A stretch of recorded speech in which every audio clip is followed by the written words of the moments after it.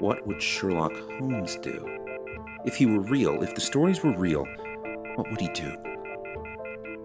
Search the ground for footprints.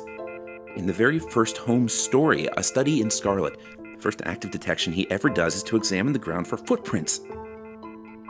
Damn, it's carpeted. But Holmes always finds footprints. This is deranged. I'm a literary researcher. I study mysteries. I don't solve them. Sherlock Holmes is not real. And I'm not a detective.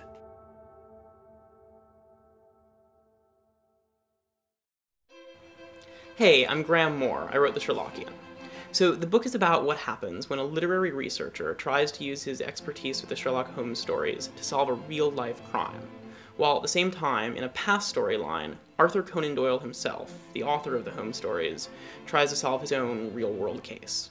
So, in a sense, it's a meta-mystery. What happens when a consummate reader of mystery stories and the author of the greatest mystery stories of all time each tries to solve a real-life crime? The Sherlockian is a mystery novel about people who love mystery novels. I think people love mystery stories because we all want to believe that the world has answers.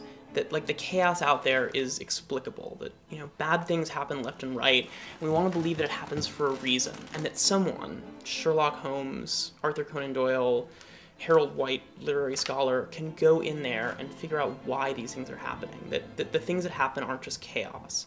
That they're answerable. So I literally learned to read on mystery stories. The first book I ever read cover to cover was Agatha Christie's Murder in 3 Acts. I was 6 years old and I'd lay in bed with my mom, passing the book back and forth. She'd read a page, I'd read a page, and that was the first book I ever finished. And I've been obsessed with mystery stories ever since. I always dreamed about writing one, and so I did.